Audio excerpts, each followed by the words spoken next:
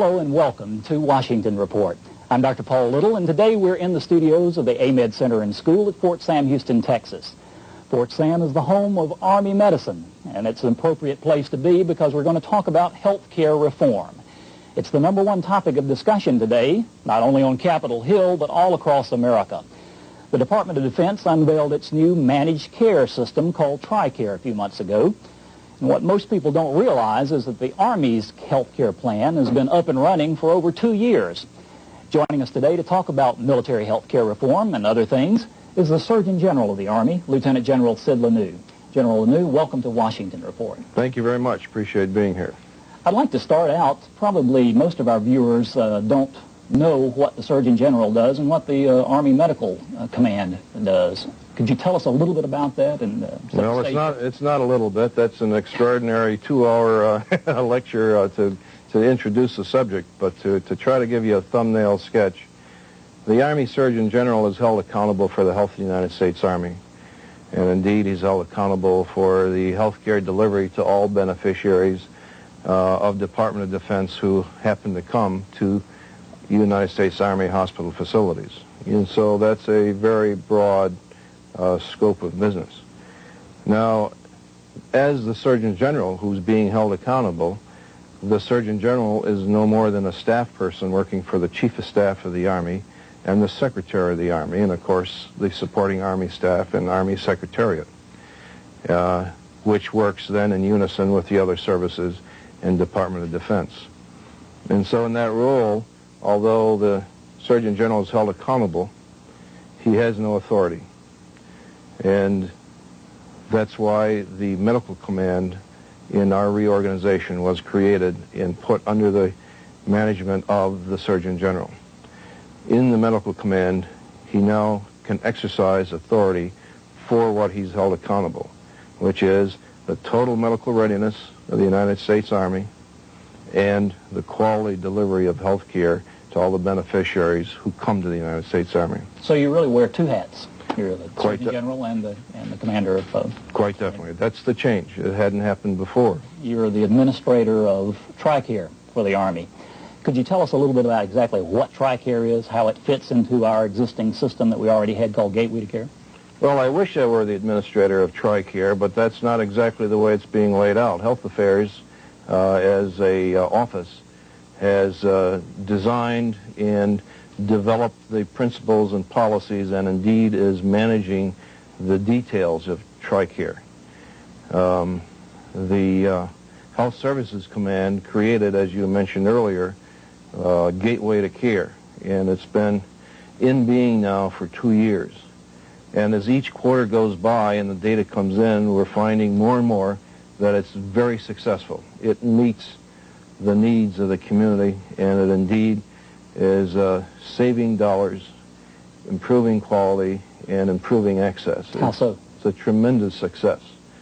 Well, how so? It's increased access. More people are coming to the hospital, and we're accommodating their needs, and we're doing it at a lower cost.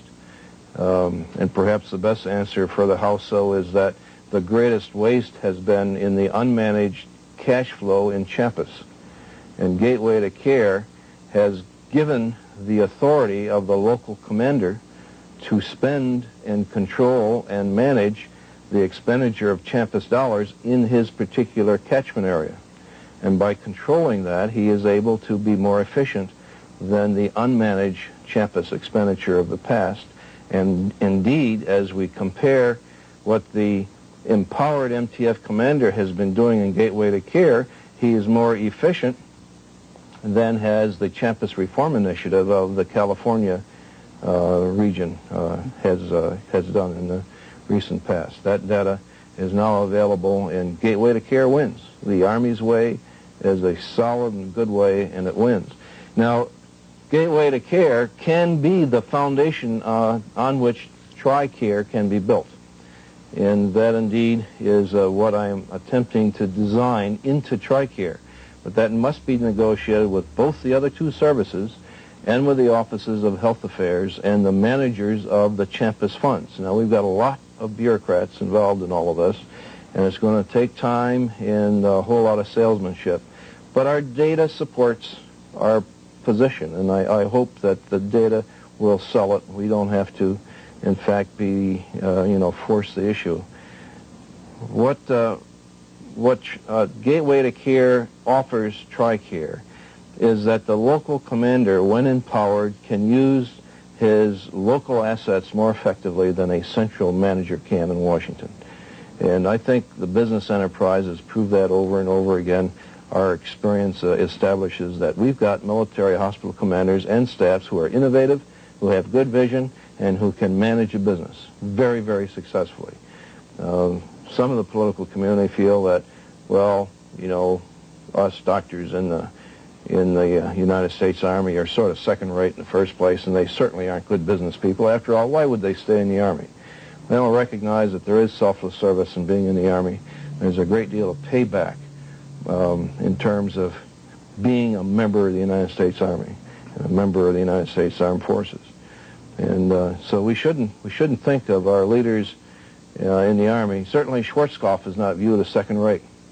And I don't think any one of our military doctors and nurses ought to be viewed as second-rate either, because I've experienced and I've seen the quality of their work and the quality of their enterprise. They're winners. Every one of them, they're winners. Anytime we move to a new system, though, there's always apprehension among the consumers that they're going to be left out, that they're not going to get the care that they used to get at the MTF. What can you say to them to kind of allay their fears that this is not going to happen? Well, some of their fears are justified. Fear number one is that in the development of TRICARE, there are pressures to create cost sharing of an increasing amount. My view is that Gateway to Care has reduced the costs and saved money, and so therefore we don't have to ask Sergeant Smith to come to Walter Reed and for he and his wife to pay the bill for the visit. TRICARE is suggesting that that may happen. And so that's a major point that I'm trying to control. Now, what TRICARE does offer is the quick implementation of it across the whole country means equity across the whole country. There is an unfairness now. If you live in San Antonio next door to Brook, and you have access to very high-quality care, but if you live in North Dakota, you don't have access to high-quality care, and you're going to have to pay a disproportionate amount to whatever kind of hospital we have in North Dakota. They have to go to a civilian hospital, and they have to pay, a co-share. You go to Brook, and you don't have to pay a co-share. And so there's an unfairness in that. And so the political community wants us to create a system that's more equitable across the whole system. But I don't think it's being created by making everybody pay a lot. I think it can be created in a more incremental approach to designing it. Not try to do it all in 1 or 2 years, but do it more like 5 or 6 years. And allow the innovativeness of our very capable staff in each of our MTFs to take charge of their area and find a contractor to take charge of the more, the North Dakotas and the northeast area of Maine and whatnot. Those areas which are far from our hospitals should have then a civilian methodology that costs the same to the user as it would if you lived here in San Antonio. What about retirees? They've always kind of been... Well, that's who I'm speaking to when I say North Dakota. I don't have too many active duty soldiers in North Dakota, but we do have some retirees there. Now, part of it is their choice, and some people might argue, well, they chose to live there, so they have chosen the higher cost.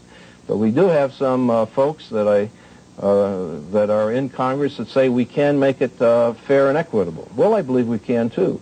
The cost of delivering that care in North Dakota will be higher to the government, but there's no reason why it should be higher to the individual. And that can be built. We can design and manage that. General New, I think we have a little bit better understanding of what TRICARE is all about, but we need to take a break for a message. We're talking with the Army's top doctor, Lieutenant General Sid Laneau, here at Fort Sam Houston. And when we come back, we'll continue our discussion from just outside Brook Army Medical Center. Please stay with us.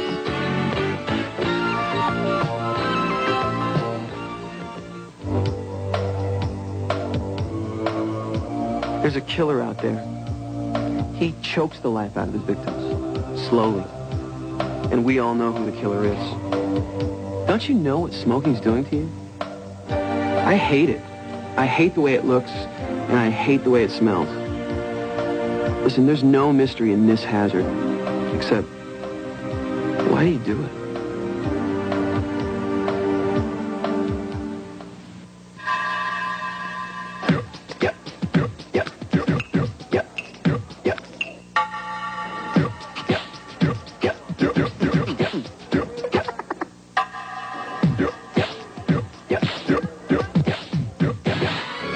Join the great American food fight against cancer. Serve your family foods high in vitamin A and C, high in fiber, low in fat. For more information, call the American Cancer Society at 1-800-ACS-2345. Welcome back to Washington Report. General New, we're just a few steps away from Brooke Army Medical Center. There are 17 soldiers in the burn unit there from that tragic accident down at Fort Bragg. It takes a lot of professional people to care for those soldiers, nurses, doctors, medics. Yet we're decreasing our residency programs.